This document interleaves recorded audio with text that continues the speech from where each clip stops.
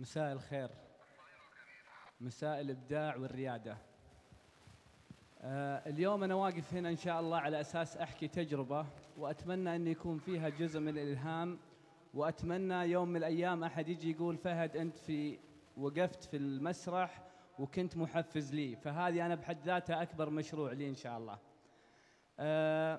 قبل سنتين وقفت في نفس المسرح هذا، وبعد ما اختتمت تجربتي كنت أقول مشروعي المقبل إن شاء الله مصنع للأكياس. كان كحلم وكلام قيل هنا في المسرح وشرحت لكم بالمسرح. اليوم بحمد الله وتوفيقه المنتج للحلم اللي ذكرته على المسرح موجود عند كل شخص تقريبا جالس بالقاعة هذه. المنتج هو الكيس اللي دخلت فيه من القاعة، فأتمنى شكرا. فهذا كان حلم واليوم حقيقة. فمن هنا تبدأ الريادة، انك تحلم وتشتغل على حلمك الين يتحقق. التحفيز اللي يصير لك بعد ما يتحقق اكبر واكبر، انك توصل لمراحل اكثر ان شاء الله.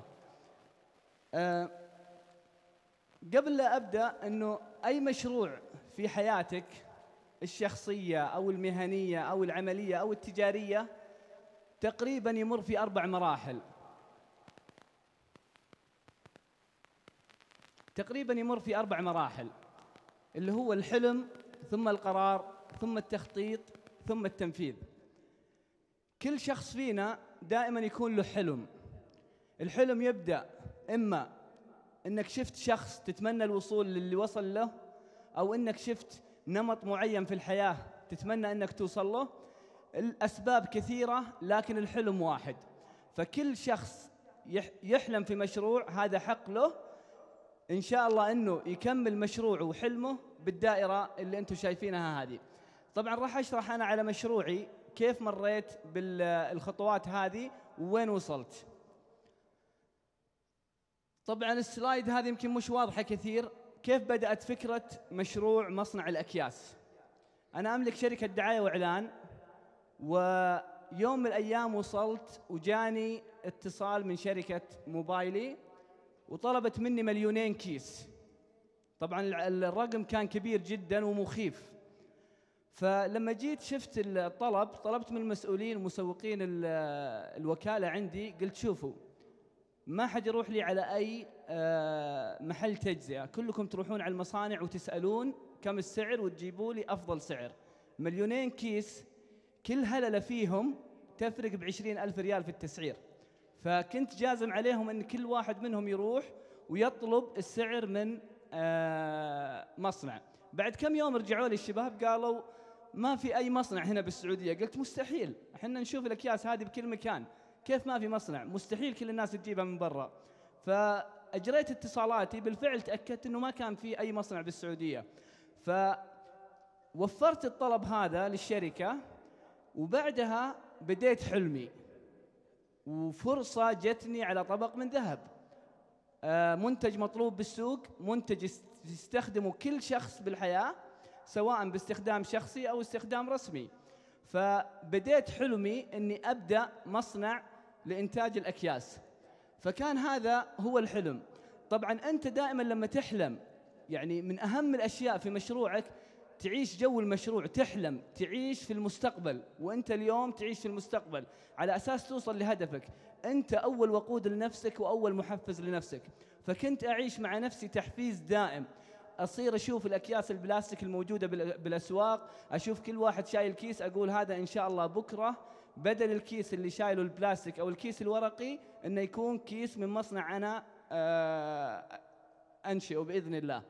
فكان هذا الحلم إني أرى الأكياس في كل مجمع تجاري أو معرض أو مؤتمر.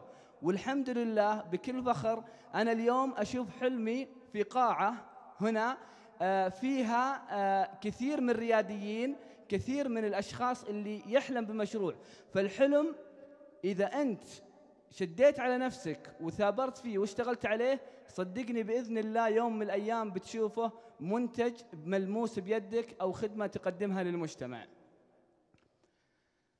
الخطوة الثانية اللي هي القرار. المشروع طبعا في أحلام ممكنة وفي أحلام غير ممكنة، لكن الواحد يعيش الواقع. تدرس الفكرة، تقتنع بجدواها وتثبت جدواها الاقتصادية، وبعدين تكون تتأكد أنه المنتج هذا له احتياج بالسوق. بعدها تبدأ عملية التخطيط. طبعا هذه أنا الصورة حطيتها جزء من الدفاتر اللي أنا اشتغلت عليها في وقت المشروع. فكان أنه أنتج مصنع أكياس، أحتاج مكان، أحتاج أدرس وضع السوق، أحتاج أوظف، أحتاج أشتري مواد خام. فهذه هي الخطوة الرئيسية اللي تبدأ فيها أي مشروع. التنفيذ هو أول مرحلة لتحول الفكرة اللي جتك في بالك إلى واقع ملموس، وهذه بحد ذاتها شيء محفز. يعني حلمي اللي كنت أكتبه في أوراق، لما جيت وشفت أول كيس أنتج كان عندي يسوى الدنيا وما فيها. فطعم النجاح أو طعم الحلم لما يتحقق صراحة طعم يعني مختلف، وتحفيز ذاتي للشخص أنه يواصل ويستمر ويتطور. اليوم وصلت الفكرة أنه 80% من يعني الفكرة اللي أنا حلمت فيها اليوم هي واقع. ف80% عندي من موظفين سعوديين ولله الحمد. الطاقة الإنتاجية أكثر من 13 مليون كيس. المصنع هو الأول والوحيد في السعودية. وجود قاعدة عملاء أكثر من 30 جهة خاصة وحكومية في أول سنة. طبعاً أنت كصاحب مشروع لازم تحلم مشروعك وتعيش جو مشروعك إلين يتحقق حلمك، تبدأ أحلام ثانية. فدائما لا تتنازل عن أحلام جديدة بعد ما تحقق الحلم الأول. الفكرة الحمد لله يعني افتتاحها كان عن طريق وزير التجارة الدكتور توفيق الربيعة، كان إلهام لي وتحفيز جديد. هذه بعض الصور من المصنع، من داخل المصنع، مكان الإنتاج والموظفين. وهذه صور من بعض المنتجات اللي احنا أنتجناها. الآن ودي بس استسمحكم أني أوريكم فيديو بسيط لمدة دقيقة ونص أو دقيقتين، على أساس تشوفوا الفكرة من بدت إلين انتهت كيف وصلت. وهذا الشيء أنا يوم من الأيام كنت أشوف أنه ما أقدر أسويه، كنت أشوف الفيديوهات حق الشركات الكبيرة أقول ويننا وينها. فالآن أنا عايش الشيء هذا، والحمد لله تحفيز كبير للنفس في وجود النجاحات هذه بإذن الله. قبل لا أختم ونشوف الفيديو، ثق تماما أيها الريادي أنه الفرص دائما تأتي متنكرة وتذهب ساخرة. الفرص لا يمكن تكون واضحة لك 100%. إذا أنت ما تأخذ المخاطرة وتأخذ الشجاعة على أساس تبداها، ثق تماما أنها بتروح لشخص ثاني يوم من الأيام، بعد سنة، بعد سنتين، بعد شهر، شهرين، تشوف غيرك سواها تقول يا ليتني أنا سويتها. فدائما حط في بالك يا ريادي أنه دائما الفرص تأتي متنكرة وتذهب ساخرة. فخليكم مع الفيديو الآن.